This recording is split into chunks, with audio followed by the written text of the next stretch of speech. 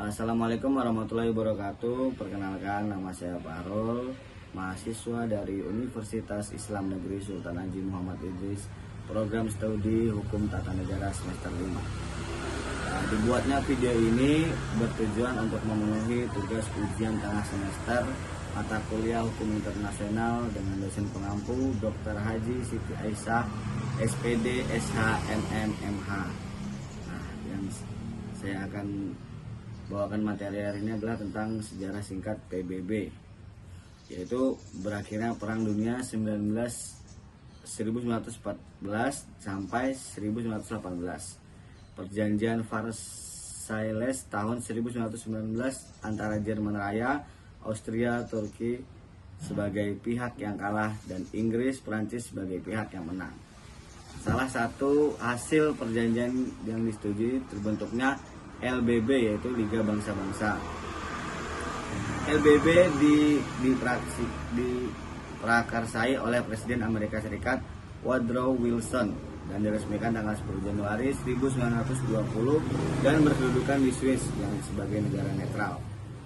Beranggotakan 28 negara sekutu dan 14 negara berkembang dan menjadi 60 negara. Dalam perjalanannya, LBB tak mampu mencegah dan menciptakan perdamaian dunia dan kehilangan wibawanya.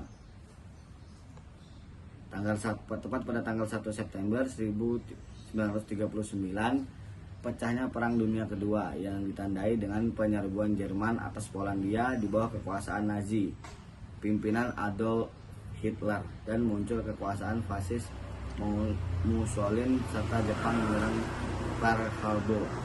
Tanggal 14 Agustus 1941, Perdana Menteri Inggris Winston Churchill dan Presiden Amerika Serikat Franklin Roosevelt mengadakan pertemuan khusus di atas kepala AS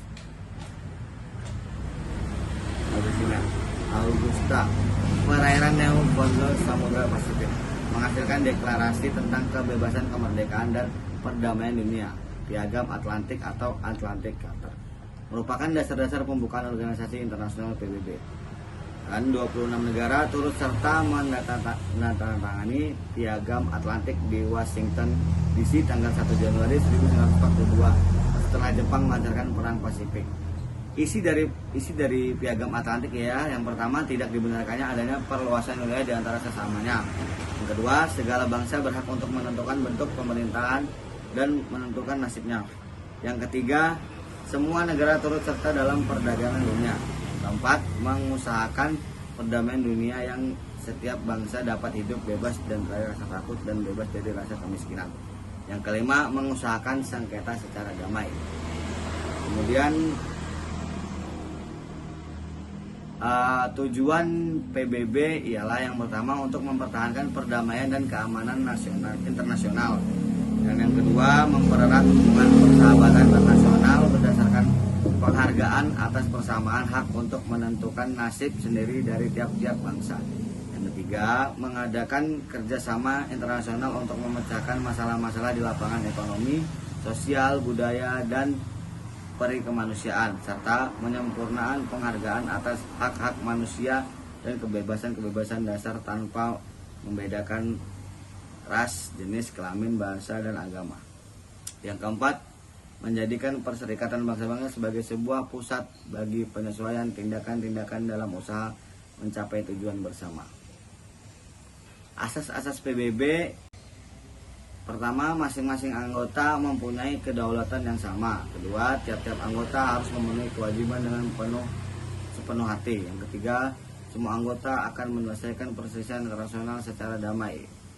4. Dalam perhubungan internasional, semua anggota harus mencegah tindakan-tindakan yang beberapa ancaman atau kekerasan terhadap suatu negara yang bertentangan dengan tujuan-tujuan PBB. 5. Semua anggota akan memberi bantuan apa saja yang diperlukan dan dijalankan oleh PBB sesuai dengan ketentuan yang ada dalam piagam, serta tidak akan memberi bantuan kepada negara manapun jika PBB sedang menjalankan tindakan terhadap negara lain. Yang keenam, PBB menjamin bahwa negara-negara yang bukan anggota pun akan bertindak selaras dengan asas-asas ini, sekedar untuk mempertahankan perdamaian dan keamanan internasional. Yang 7, PBB tidak dibenarkan untuk campur tangan dalam hal yang pokoknya termasuk urusan rumah tangga dari suatu negara atau memaksakan untuk menyelesaikan masalah menurut ini. Umum General Assembly merupakan struktur organisasi PBB yang tertinggi karena anggotanya merupakan seluruh anggota PBB.